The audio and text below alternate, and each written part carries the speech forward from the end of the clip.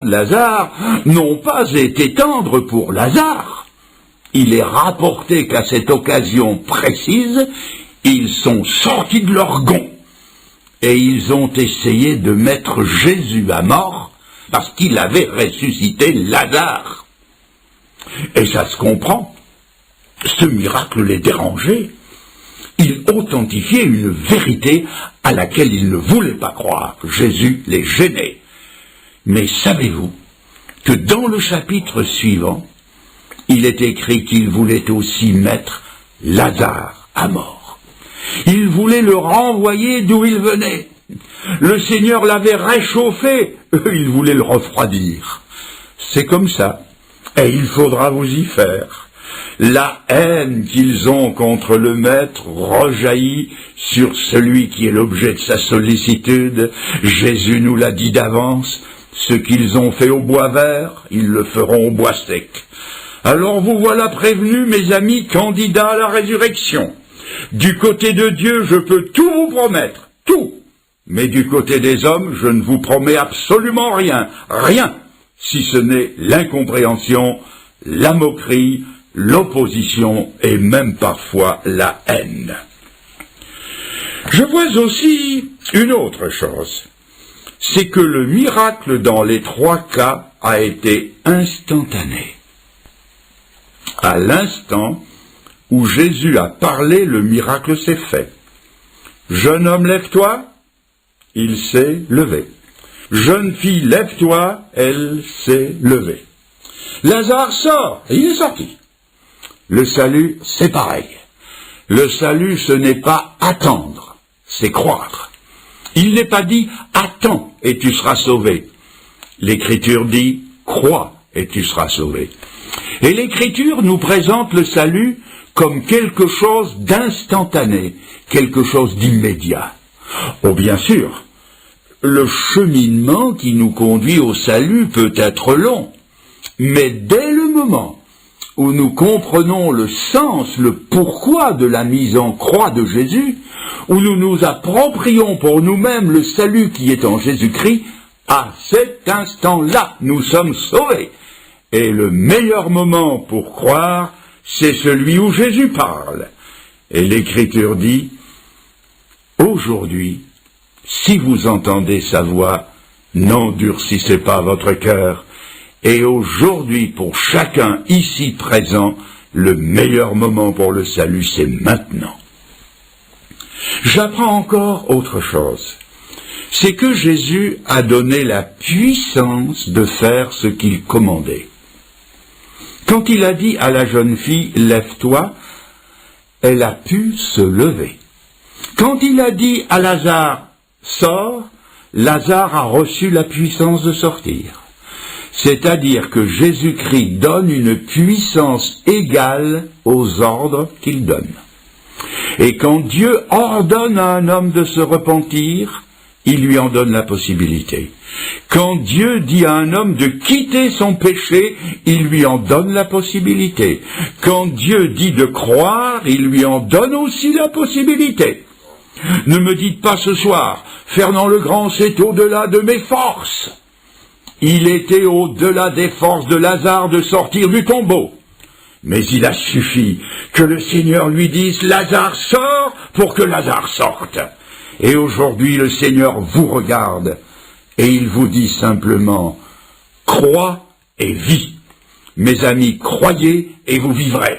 C'est un ordre du Seigneur et avec l'ordre, la puissance divine est aussi au rendez-vous. Je voudrais encore vous faire voir l'obéissance spontanée, exempte de calcul de ces trois personnes. Je voudrais vous faire voir ce que les trois n'ont pas fait et ce qu'ils n'ont pas dit. Quand le Seigneur a dit à la petite fille « Jeune fille, lève-toi », la jeune fille n'a pas ouvert un œil plein de sommeil en disant « Oh Seigneur, on est si bien sur ce lit, laisse-moi encore un quart d'heure. » Le jeune homme à qui Jésus a dit « Lève-toi » n'a pas dit « Seigneur, si tu savais comme on est bien porté sur les épaules des copains, Tu sais, Seigneur, en matière de suspension, Citroën ne fait pas mieux. Seigneur, laisse-moi encore un petit peu jusqu'à l'entrée du cimetière. Non, bien sûr. Et quand Jésus a dit « Lazare sort », Jésus n'a pas entendu une voix caverneuse, pleine de sommeil, comme celle d'un étudiant que sa mère appelle le matin « Oh, ça va, j'arrive ».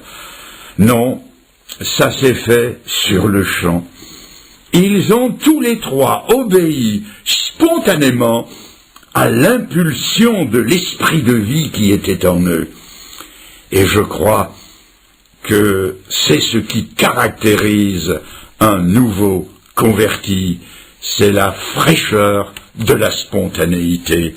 C'est la voix de Dieu au petit Samuel de l'Ancien Testament qui entend « Samuel, Samuel » et il répond « Qui es-tu, Seigneur ?» Ton serviteur écoute. C'est frais, c'est spontané. C'est Saul de Tarse, arrêté sur la route de Damas, qui dit spontanément « Seigneur, que veux-tu que je fasse ?» Ah, la fraîcheur d'une conversion, où l'on obéit sans calcul, où l'on se dépense à fond pour le Seigneur et sans compter. Je me souviens avec émotion des premiers jours, premières semaines de ma conversion. J'avais 20 ans, je m'étais converti des plaisirs mondains de l'époque qui m'entraînaient sûrement à la perdition, et j'étais tellement heureux. Et je n'étais pas seul à me convertir. Nous étions 2 grands copains, 2 amis d'enfance, nous avons trouvé le Seigneur en même temps. Et cela va de soi, nous n'étions pas très instruits des choses de Dieu, nous n'y connaissions rien. Nous avions trouvé le salut en allant dans une église, une assemblée évangélique à quelques 45 kilomètres de chez nous. C'est-à-dire que tous les dimanches, pour aller au culte, il nous fallait faire 90 kilomètres aller-retour. 37 kilomètres de train, 2 kilomètres de marche et 5 de tramway, multipliés par 2. Ce n'était pas la porte à côté, mais nous le faisions avec joie. Nous étions un peu comme ce fermier américain qui s'était converti dans son champ et qui conduisait tout le monde dans son champ pour qu'il se convertisse. On pensait que tout le monde devait venir dans cette église, cette assemblée, pour se convertir. On peut appeler ça des erreurs à la gloire de Dieu. On se disait, il faut que tous les copains à qui on parle du Seigneur, parce que je vous assure qu'on a témoigné partout, il faut qu'on les amène tous dans cette assemblée. Pour qu'ils entendent l'évangile, il faut qu'ils y viennent tous. Donc faire 90 kilomètres aller-retour, mais étant étudiants, lui et moi, nous avions tout juste assez d'argent de poche pour payer notre train. Comment alors payer le train des copains qui avaient encore moins de sous que nous? On s'est creusé les méninges pour savoir ce qu'on allait faire pour avoir des sous. Nous avons décidé de rassembler des blocs de marbre, de les polir, de les assembler, d'astiquer une trompette, de vendre le tout pour avoir des sous pour amener les copains à l'église. Vous souriez, c'était très frais, très spontané, des bêtises quoi, des bêtises à la gloire de Dieu. Je vous vois sourire, moi aussi. Bien sûr qu'il y avait derrière ces idées généreuses, une dose massive de naïveté et d'ignorance. Et pourtant, cette spontanéité reste parmi les plus beaux souvenirs des premiers jours de ma conversion. On voulait plaire au Seigneur et le servir en toute simplicité, sans calcul égoïste, mais je crains très fort que ce que depuis nous avons gagné en sagesse, nous l'avons perdu en fraîcheur et en spontanéité. J'ajoute pour terminer qu'il y a eu 3 résultats différents. Le jeune homme s'est assis et s'est mis à parler, la jeune fille s'est levée et Lazare est sorti du sépulcre. Voyez-vous, quand Jésus-Christ sauve des âmes, il ne les appelle pas toutes à la même chose. Certains, comme le jeune homme, viennent s'asseoir sur les bancs de nos lieux de culte, régulièrement, avec fidélité.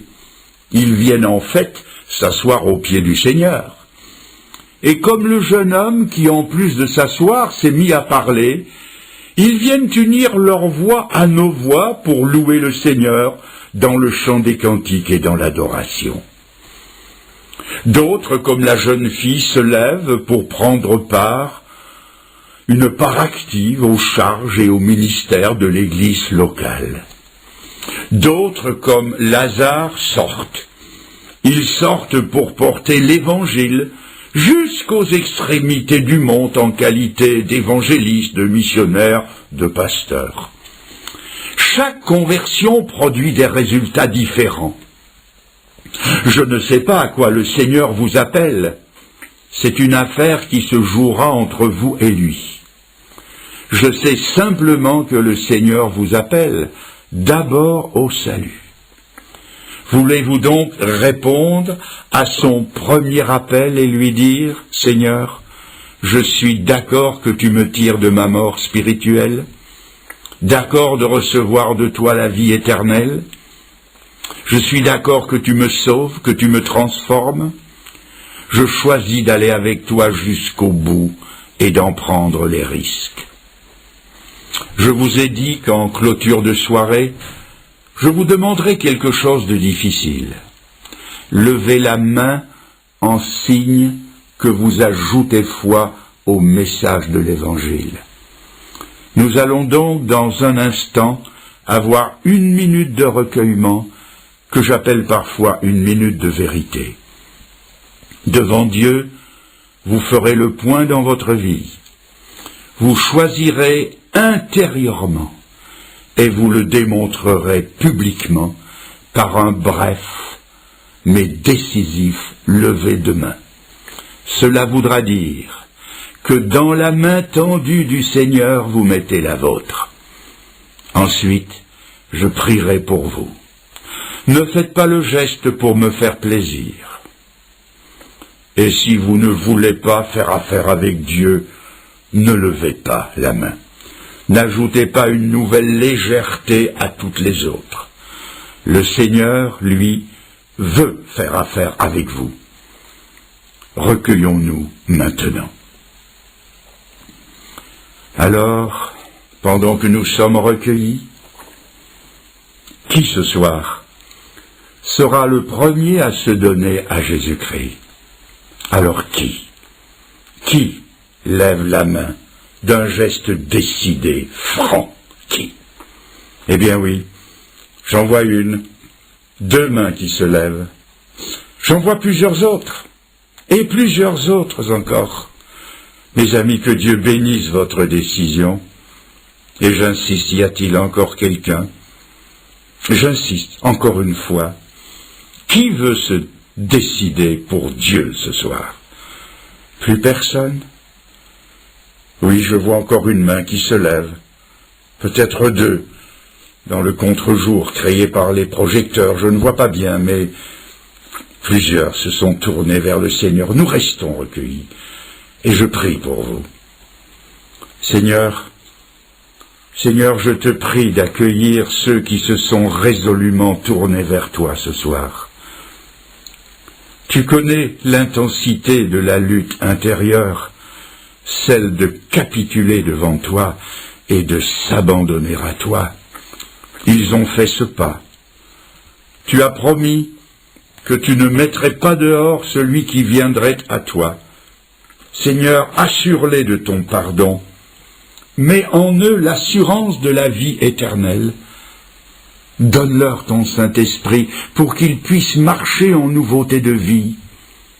Seigneur, intègre-les dans la communauté des croyants, dans ton Église universelle par le baptême du Saint-Esprit, et mets sur leur chemin d'authentiques croyants qui les aideront à grandir dans la foi et à marcher avec toi, des pères et des mères et des sœurs et des frères en Christ. Seigneur, tous ceux qui sont ici et qui t'appartiennent se joignent à moi dans cette prière pour les recommander tous à ta grâce.